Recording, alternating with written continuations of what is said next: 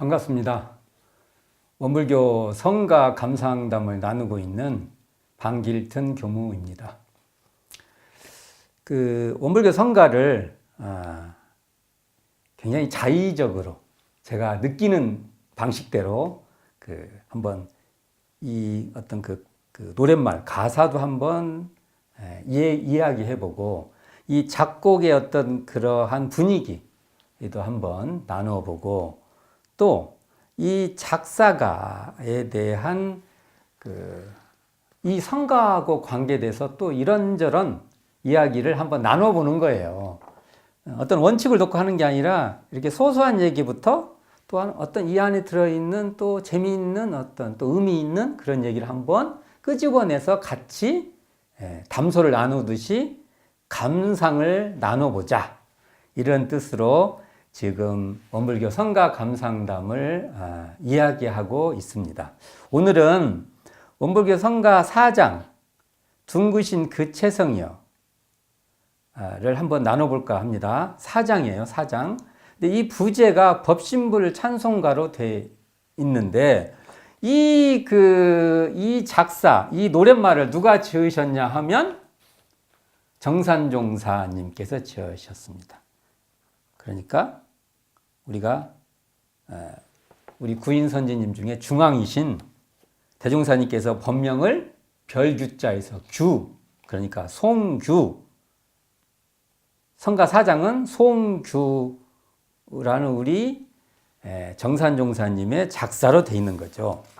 제목이 어떻게 돼 있어요? 둥그신 그 채성이여 이렇게 돼 있죠. 근데 이 부제가 법신불 찬송가라고 돼 있어요. 저는 개인적으로 약간의 여기에 불만이 있어요. 아니 시작이 둥그신 그 채성이었으면 둥글다는 표현이 부제에도 붙는 것이 훨씬 낫지 않을까라는 생각을 갖고 있습니다. 이 성가 4장은 원기 37년 1952년이죠. 이 성가위원회에서 제작이 된 것인데 이때 이제 제목도 둥그신 그 채성이었고 부제를 법신불 찬송가라고 했으나 교리도를 보면은 일원은 법신불이니 이렇게 말하죠. 그러니까 법신불은 일원의 다른 표현입니다. 하나로 뚜렷한 자리인 이 일원의 다른 표현인데 이 일원은 다른 말로 하면 일원상의 진리고 또 다른 말로 하면 그냥 일원상이에요. 하나로 뚜렷한 그 실상, 그 진리 그대로의 모습, 이걸 그냥 일원상이라 해도 되죠. 그래서 우리는 우리가 현재 성가 4장으로 나오는 법신불 찬송가는 일원상의 진리를 신앙의 대상과 수행으로 표본하겠다는 그러한 찬송이죠. 그래서 저는요, 이걸 정확하게 부제를 말한다고 하면 그냥 법신불 찬송가라기보다는 일원상 찬송가 이렇게 하는 것이 더 뚜렷하지 않을까, 분명하지 않을까 이런 생각을 가지고 있습니다. 그래서 그냥 저는 이 법신불 찬송가라고 할 때 속으로 이렇게 말을 하고 있어요. 법신불 일원상 찬송가, 꼭 저는 그렇게 따복따복 말을 하고 있습니다. 제가 그래서 한번 제가 좀 너무 유별나다 이렇게 생각할 수 있겠지만 제가 볼 때는 법신불 일원상 찬송가가 정확한 표현이라고 봅니다. 왜 그러냐 하면 법신불은 일원상의 수식어이기 때문에 그렇습니다. 우리가 보통 법신불 일원상 할 때 일원상이라는 그 진리의 실상, 하나로 뚜렷한 그 모습, 그 자리, 그 실상을 꾸며주는, 수식해주는 말이 법신불이기 때문에 이 법신불 일원상의 주어는 일원상이라는 것이죠. 그래서 여기서 앞에 둥그신 그 채성이야 그 표현처럼 둥그신 그 채성이어도 이것을 표현을 한다면 일원상이라 해야죠. 맞지 않습니까? 둥그신 그 채성은 일원상이지 않습니까? 주장이 심한 것 같지만 교리적으로 따져보면 그 말이 더 맞는 것 같고요. 이 노래의 첫 문장에 등장하는 둥그신 그 채성하고도 맞춰봐도 일원상 찬송가라고 하는 게 더 타당할 것 같다는 얘기를 하는 겁니다. 자, 일원상에 대한 얘기를 좀 해볼까요? 소태산 대종사께서 원기 4년에 1919년에 방언공사를 마치고 제자들에게 식구를 이렇게 주는데 정산종사에게 무슨 식구를 주냐면 일원이라는 그 제목을 딱 줘요.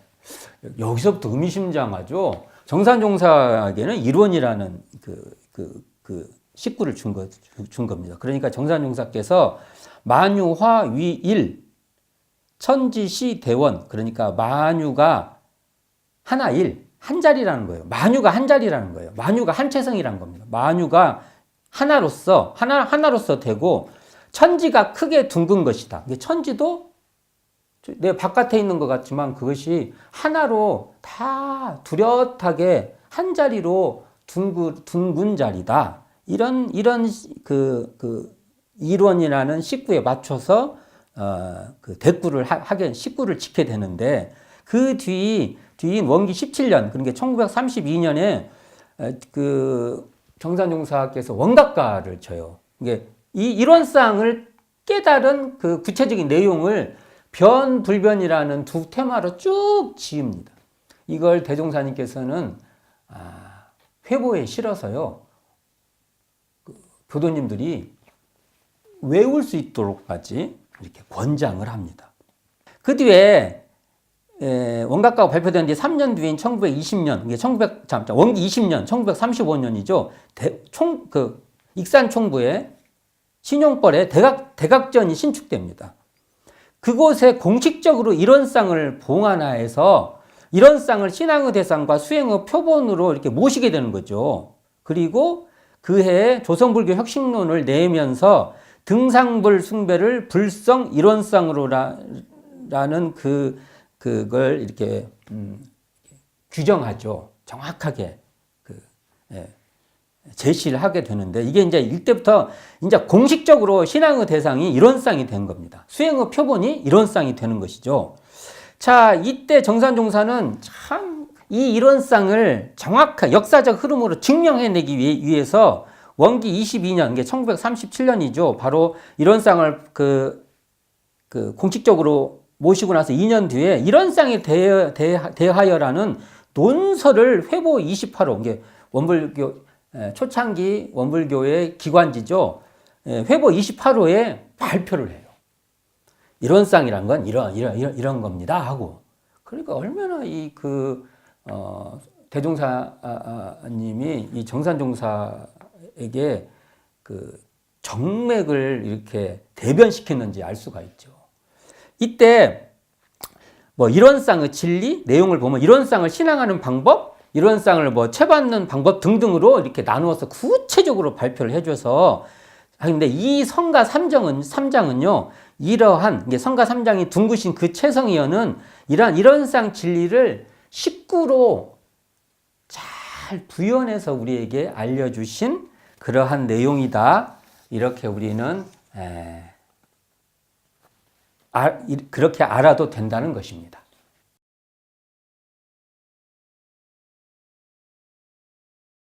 자, 그러면 이제 지금부터는 이 정산종사께서 써주신 이 성가 4장의 이 가사, 노랫말이죠. 노랫말을 한번 좀 이렇게 스케치 한번 해보겠습니다. 자세히는 못하게 하고 쭉 한번 훑어보도록 하겠습니다. 둥그신 그 체성이여.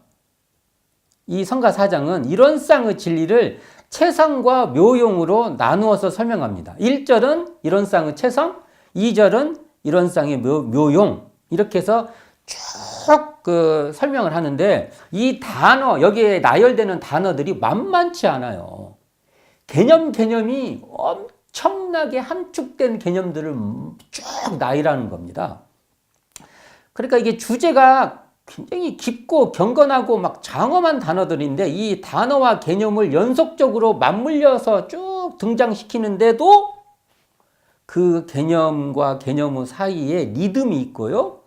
우리가 그냥 듣기만 해도 오묘한 맛을 느끼는 그런 감정이 생기게끔 배치가 되어 있다는 겁니다.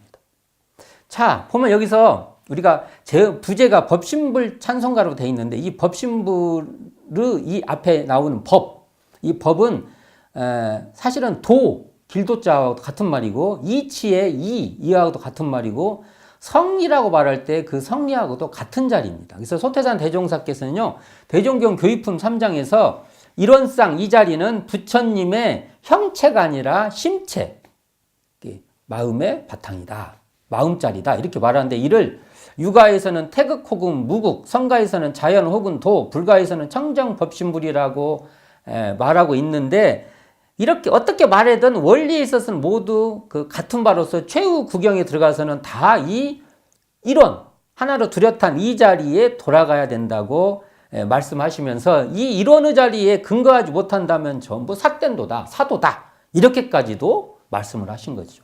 이게 점잖게 말씀하셔서 그렇지 이 말은 심한 말이죠. 이론상에 근거 않으면 별거 없다. 허접하다? 이렇게 말할 수도 있는 거지 않습니까? 이 법신불 찬송가에서 정산종사는 이론상을 둥그신 그 채상과 묘용으로 이렇게 멋지게 이렇게 표현하고 있는데요.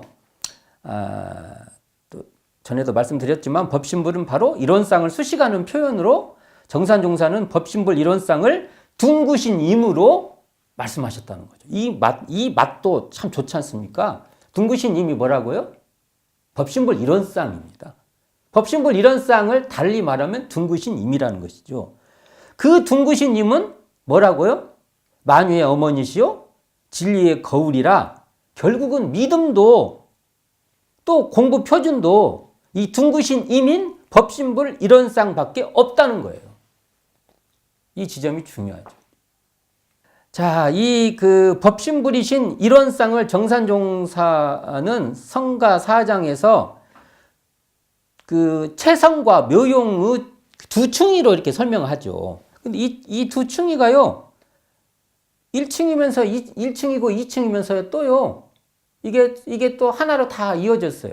왔다 갔다 할 수 있게끔 비유를 말을 한다고 하면 마치 우리가 메비우스 띠를 보면은 이렇게 어떨 때는 바깥층 같은데 돌아서면 안쪽이고 막 서로 이렇게 가로질러 있는 거죠. 이렇게 체성이면서 묘용이고 묘용이면서 체성인 이렇게 서로 가로질르는 구조로 되어 있다. 이렇게 볼 수 있죠. 좀 내용을 한번 보면 1절에서 둥그신 그 체성은 즉 둥그신 그 체성은 이론상의 체성자리를 말하고 있는데 갖고 쭉 나열을 하고 있어요. 근데 이게 재밌게 이게요. 이론상 서원문을 어찌 보면 다시 풀어 쓴 내용이라고 볼 수 있습니다. 왜 그러냐면 이론상 서원문에 천지부모 동포 법률의 본원이요 재벌조사 법무중생의 성품 이 표현을 정산용사는 이 성가 4장에서 어떻게 표현하냐면 사은의 본원이시요 열애의 불성이로다 이렇게 표현하신 거예요. 또 이론상 서원문에 언어도단의 입정저요 유무초월의 생사문인 바를 이렇게 좀 풀어 쓰신 거예요. 어느 길 끊었으나 또 끊어졌으니까 아무것도 없다고 오해할까봐 그 뒤에 뭐라고 붙여주시냐면 만덕이 부족하시고 이렇게 해서 언어도단의 입정처를 부연해 주시고요. 또 유무초월의 생사문인 바를 이렇게 말씀하십니다. 유무를 초월하시어 여여히 독존하시네. 이렇게 부연해서 다시 이렇게 설명해 주신 것이죠. 또 2절에서는 둥그신 그 묘용이요 해서 이론상의 그 묘용자리를 이 용자리를 그 나열하고 있는데 이 표현 재미있는 표현이 나옵니다. 이게 정산용사님의 진짜 이게 그 뭐라고 할까 하이라이트 같은 표현인데요. 공유로 은연하시와 고금을 통리하시고 이렇게 표현을 하세요. 그렇게 처음에 좀 이게 무슨 말인가 그렇게 되겠죠. 공유로 은연하시와 고금을 통리하시고 이건요 사실은요 이론상 진리절의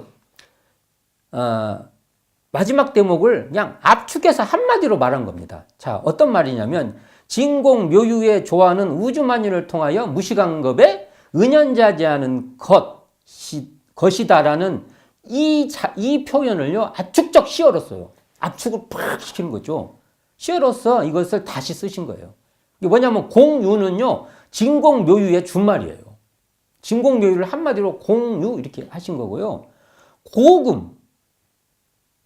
고금은 무시광겁의 다른 표현입니다. 또 은연하시와 이것은요 은연자재를 이렇게 표현하고 그러니까 이게 이 긴 문장을 압축적 시어로 짜잔짠짠 딱 표현한 거예요. 우리 참 정삼님사 멋있어요. 저는 진짜 이거 보면 멋있어요. 저는 참 참 좋아요. 제가 이런 표현은 저는 이 표현이 어쨌든 저는 이거 보면은 이렇게 그 뭐라 그럴까 재미가 있어요. 누가 뭐라고 해도 저 이걸 보면은 너무 좋고 재밌고 또 이렇게 읽어보고 또 이렇게 흥얼거려 보고 멋쟁이시다. 이런 그 재미를 즐겨봅니다. 또 그 뒤에 이런 말을 쭉 연결시켜서 막 나열하세요. 자연의 조화이시요 인과의 법칙이로다. 음양이 상승하시와 죄복을 보응하시네. 이런 표현은 전부 다 이런 쌍의 묘용들을 쭉 나열해서 쭉쭉쭉쭉 그냥 표현해 주시는 것이라고 볼 수 있죠. 자, 이걸 예를 들면 우리가 채성이라 하면 텅 빈 자리라고만 이해를 하는데 정산중사는 이를 오해가 있을까봐 일체의 조화와 만덕이 부족한 텅 빕니다. 또 이렇게도 자세히 또 부연해 주시고 또 이 묘용 이 자리는 텅 빈 진공이 작용한 것으로 묘유와 진공이 한 자리니까 또 이것도 또 달리 말을 한다 보면 묘유가 진공에 갈마했기 때문에 이렇게 묘용이 가능하다. 이렇게 또 이렇게 구조적으로 이렇게 다 앞뒤 전후를 다 따져서 이렇게 살펴볼 수 있도록 이 가사에 심어줬다고 봅니다. 우리가 그냥 거칠게 한번 이 얘기를 해보면요. 진공짜리 은현 자제하니까 진공 묘유가 어떨 때는 숨어 있고요. 어떻게 보면 또 이게 드러나는 자리입니다. 이렇게 숨었다 드러났다 하면서요. 이 무시간겁에 고금을 통리한다고 그러잖아요. 위치가 다 이렇게 통과를 해요. 고금에. 그럼 이 자리를요, 이렇게 말하는 거예요. 그렇게 이 진공 묘유가 숨을 때는 다 숨어 있는 거고, 나타나면 나타나는 거예요. 이걸 풀어본다고 하면은, 그 이론상 자리가 모든 존재의 바탕이 되기도 하고요. 그 자리에서 모든 존재가 다 청정하게 드러나는 자리입니다. 하여간 그런 식으로 설명하는데 이 자리에서 음양이 또 상승하고 상승하여서 죄복이 보응하는 그런 조화자재한 것이다.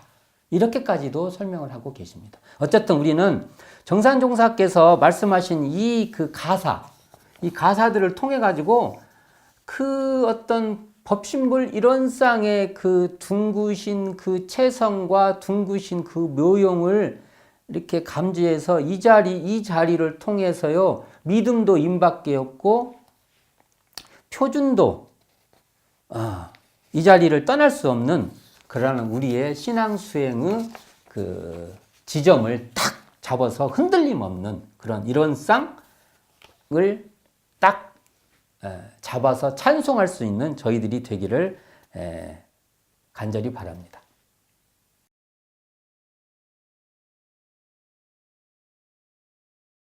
성가 4장, 그러니까 둥구신 그 체성이여. 이게 이제 부제가 법신불 찬송가지 않습니까? 제가 앞에도 법신불 말보다 법신불 일원상 찬송가 이렇게 했으면 좋겠다 이런 말을 한번 드렸죠. 이 성가를 이렇게 듣고 있으면요, 이게 쫙 듣고 있으면 저는요 제 육감으로 느껴보는 거예요. 이게 마치 이렇게 겹겹이 이렇게 쌓인 어떤 그 지리산을 보는 그런 느낌이에요. 지리산에 가서 이 지리산을 바라보는 그 느낌. 그러니까 이게 산을 넘고 넘어도 또 다른 산이 나와요. 봉우리 하나 넘으면 또 산 있고, 또 산 있고. 그런 어떤 그 장대한 산에 딱 안긴 그런 기분이랄까? 그런 기분을 저는 이 성가 4장, 둥구신 그 최성이요. 이 노래에서 많이 느낍니다. 멜로디가 이렇게 연속해서 쭉 이어지죠. 그 멜로디의 마디마디가 마치 산을 넘고 넘는 그런 기분이랄까? 이런 기분으로 이 노래를 저는 이렇게 감각 감상을 해봅니다. 이게 또한 또 이 노래에 이렇게 길게 뿜어내는 긴 음들이 반복돼요. 길게 뿜어내면서나 그러면서나 또 느리면서 또 느리지만 또 묵직한 어떤 그런 산행하는 그런 산행의 어떤 그런 그런 기분이 좀 들죠. 이 노래는 마치 산능성을 따라 오르내리는 그 긴 호흡을 느껴지죠. 우리가 산이 오르다 보면 숨이 깊어져요. 어떨 때는 헐떡거리기도 하지만 어떨 때는 숨을 쉬기도 하고 그러지 않습니까? 어떤 그러한 긴 숨을 쉬는 그런 느낌이 이 노래에서 많이 들어요. 오르막에 따라서 숨을 길게 들이쉬고 천천히 내뱉고 또 내리막에 따라서 또한 깊은 숨을 내쉬어지는 그런 긴 호흡이 느껴지는 그러한 성가다. 제가 긴 호흡이라고 했지 않습니까? 이렇게 느리게 흘러가는 이렇게 느리게 하면서 이게 차근차근 이렇게 쌓여요. 이게 이렇게 산을 넘으면은 그 산을 넘어가는 그 어떤 힘들면서라도 이 만족감 같은 게 느껴지지 않습니까? 이게 진리를 향해서 간절히 이렇게 진리를 향해 가는 그런 것과 이게 어떻게 하면 이렇게 도달하는 그런 만족감이 이렇게 절묘하게 이렇게 어울려지듯이 그 산을 오르내리면서나 이 산행의 만족감처럼 이 곡은 그러한 긴장감과 뿌듯함이 교차하는 그러한 감정이다. 두 가지 감정이죠. 긴장감도 있으면서도 긴장감을 수행한 그런 만족감. 그래서 이게 진리를 향한 긴 정진이 이 노래에서 불러나오는 이 긴 음의 반복과 절묘하게 교접되어 있다. 저는 이런 생각을 많이 합니다. 또한 이 산행 곳곳에서 이렇게 막 숨가쁘면서라도 그 순간순간에 그 경관의 아름다움이 이렇게 펼쳐지지 않습니까? 이렇듯이 이 성가 사장의 둥그신 그 채성이어는 어느 이렇게 쭉 멜로디가 쭉 이어가다가 이 후렴구에 도달했을 때 그 절정이 펼쳐진다고 저는 봅니다. 이 후렴구에서 쫙 펼쳐진 이 후렴구는 마치 법신불 이론상이 바로 이런 것이야! 라는 그것을 이 멜로디를 통해서요, 우리에게 이 소리를 통해서 법신불 이론상의 그 느낌을 우리에게 쫙 펼쳐지는 마치 지리산의 그 절정이 우리에게 아주 진짜 멋있는 그 겹겹의 산들이 쫙 펼쳐지듯이 우리에게 보여주고 있다. 저는 그런 느낌으로 이 노래를 들어보면 너무 좋지 않은가. 제 육감으로 그냥 막 말해 본 겁니다. 그래서 자기식으로 막 느껴봤으면 좋겠어요. 그래야 이 노래가 자기의 내 노래가, 내 성가가 되지 않을까, 이런 생각을 해보게 됩니다. 성가사장은요, 성가사장인 둥그신 그 채성이요, 바로 부제가 법신불 찬송가인 이 노래는 이응열 작곡가가 작곡한 곡으로 원기 37년 1952년에 성가위원회에서 성가로 제정되게 됩니다. 작곡가 이흥열 선생은 원산 출생이세요. 그리고 숙명여대 음대 학장과 한국작곡가협회의 회장을 역임하십니다. 널리 알려진 곡이 있어요. 참 우리가 잘 아는 거예요. 나 실제 괴로움 다 잊으시고. 이 노래가 뭐죠? 어머니의 마음이죠. 이 노래를 누가 지으셨어요? 이흥열, 이 작곡가가 지으시고. 또 있어요. 엄마가 섬 그늘에, 이 노래가 있죠. 굴 따러 가면, 이 섬집 아기. 이 노래도 우리가 친숙하지 않습니까? 이 노래도 누가 지으셨어요? 이흥열 작곡가가 지으셨고. 남자들은 정말 많이 부릅니다. 좋으면서라도 또 익숙한 노래. 아니자면 싫으면서라도 익숙한, 또 추억이 되는 노래죠. 사나이로 태어나서. 이 노래도 이흥열 이 작곡가가 작곡한 곡입니다. 참 이 이흥열 작곡가는 담백한 가곡을, 사나이로 태어나서는 담백하진 않는데요. 하여간 담백한 가곡을 많이 작곡하여서 한국의 슈베르트로 불리고 있습니다. 감사합니다. 지금까지 성가 사장 둥그신 그 채성이여 성가 감상담을 한번 같이 나누어 보았습니다.